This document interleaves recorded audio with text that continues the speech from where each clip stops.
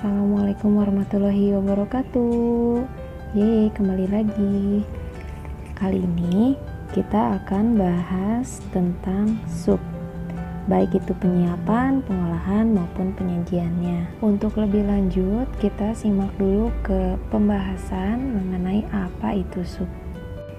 Sup merupakan makanan cair yang terbuat dari kaldu atau stok, baik dari daging ayam, ikan, sapi maupun kambing, dan ditambahkan bahan pengaroma, bumbu-bumbu, dan juga isian. Nah, untuk fungsi sup, yaitu yang pertama pembangkit selera makan, yang kedua penambah nilai gizi, yang ketiga penetral rasa pada lidah. Adapun bahan dalam pembuatan sup, yang pertama itu adalah kaldu atau stok. Nah, stok ini menjadi bahan utama untuk sup karena tidak mungkin membuat sup tanpa cairan. Kaldu atau stok ini sangat mempengaruhi kualitas sup yang akan dihasilkan. Nah, stok ini juga ada dua jenis, bisa kalian gunakan white stock atau brown stock untuk pembuatan supnya. Nah, untuk bagian isiannya, kalian bisa mengisi dengan nabati atau hewani. Contoh dari nabati, kalian bisa mengisi supnya dengan sayur-sayuran dan serealia. Sedangkan untuk hewani, supnya kalian bisa isi dengan daging, sapi, unggas, ikan, dan jenis-jenis seafood lainnya. Nah, untuk bahan pengental sendiri, sup biasanya menggunakan tepung. Contohnya tepung maizena dan puree. Nah, puree ini adalah dari banyaknya bahan yang digunakan dalam sup.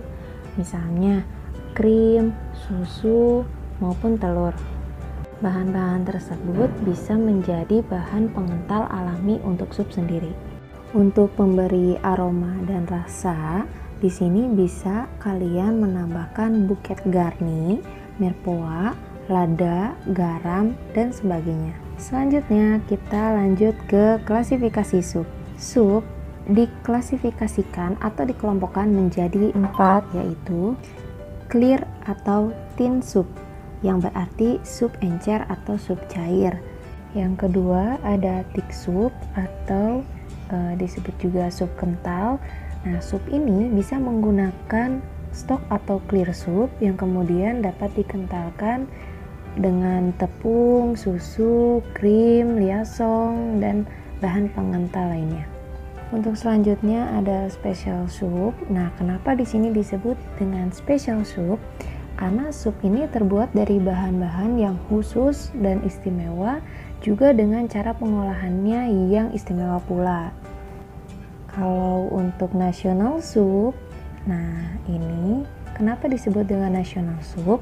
Karena terbuat dari bahan yang khusus yang hanya ada di daerahnya sendiri, juga cara pengolahannya yang khusus yang memang berasal dari suatu negara tersebut. Berikut ini merupakan macam-macam dari clear soup. Yang pertama ada bird bouillon, yang kedua ada vegetable soup, yang ketiga ada consomme.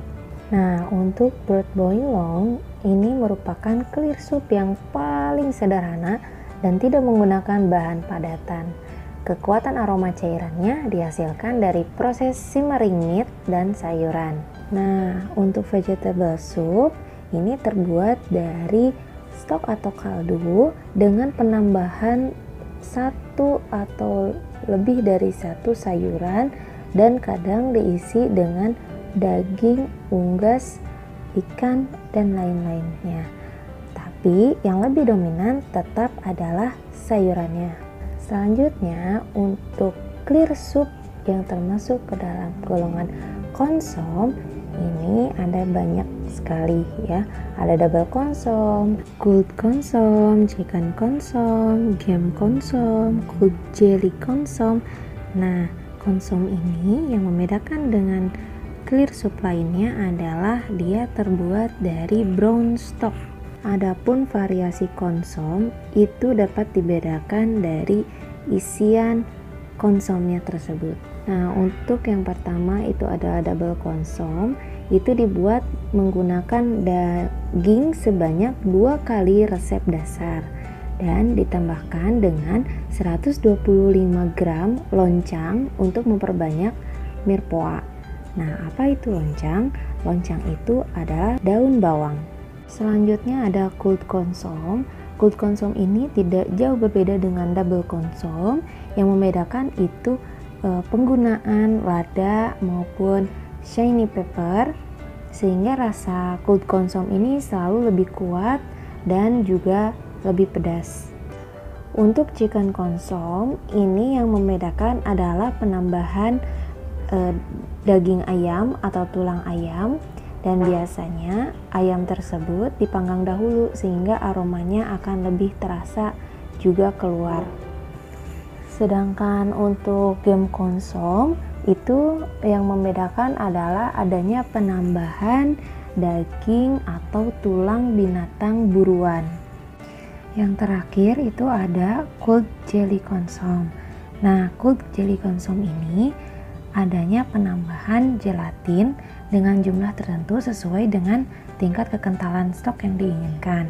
Nah, biasanya cold jelly consomme ini dihidangkan juga dalam keadaan yang dingin. Selanjutnya ada thick soup atau yang termasuk ke dalam golongan sup kental. Yang pertama ada cream soup. Nah, cream soup ini merupakan sup yang dikentalkan dengan menggunakan roux. Nah, roux ini sudah pernah dibahas di kaldu, pembuatan saus juga. Itu ada roux. Nah, roux ini adalah campuran tepung dengan menggunakan minyak atau lemak. Nah, kemudian setelah roux dibuat, kemudian ditambahkan dengan susu atau krim sehingga terbuatlah cream soup. Nah, biasanya cream soup ini juga disesuaikan namanya dengan banyaknya bahan yang digunakan. Contohnya adalah cream of corn soup, ada juga cream of chicken soup, dan cream of asparagus.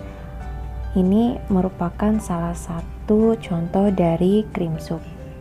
Next ada biscuit soup. Nah, biscuit soup ini adalah sup kental yang terbuat dari shellfish, kerang-kerangan. Sup ini hampir sama dengan cream soup, hanya biscuit soup ini biasanya menggunakan bahan dasar dari brown stock. Sup ini juga relatif lebih mahal dan kaya dalam rasa. Selanjutnya ada chowder soup. Nah, chowder soup juga ini tidak jauh beda dengan biscuit soup. Nah, chowder soup biasanya itu tidak menggunakan sayuran atau tidak menggunakan banyak sayuran, tapi biasanya chowder soup itu di dalamnya ada susu dan juga kentang. Nah, kalau untuk potato soup ini dibuat dari penambahan sayuran, serealia, dan dihidangkannya tanpa disaring, sehingga penyajiannya juga bisa menggunakan krotong atau roti semacam baguette. Yang terakhir ada puree soup. Nah, puree soup ini merupakan sup yang dikentalkan dengan cara puring atau penghancuran, juga penghalusan. Sup puree ini bisa dibuat dari bahan-bahan yang mengandung zat tepung, contohnya labu kuning, wortel, dan lain-lain. Nah, puree soup ini tidak sehalus cream soup, dapat juga dibuat dengan penambahan krim dan susu. Nah, kemudian nama sup ini disesuaikan juga dengan bahan terbanyaknya. Lanjut ke golongan sup lainnya, yang ketiga itu ada special soup.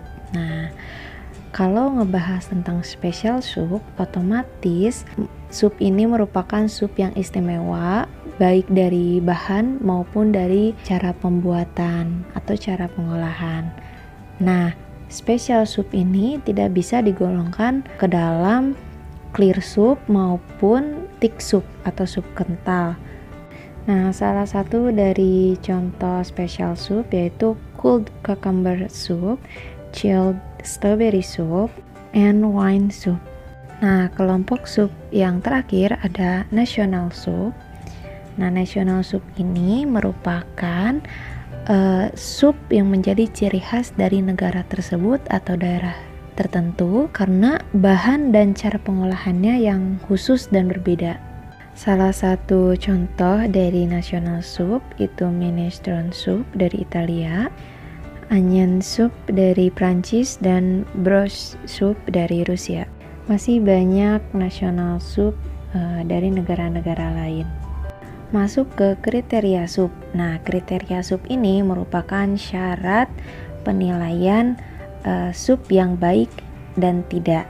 Syarat sup cair itu adalah harus benar-benar jernih dan tidak ada gumpalan, tidak ada lemak.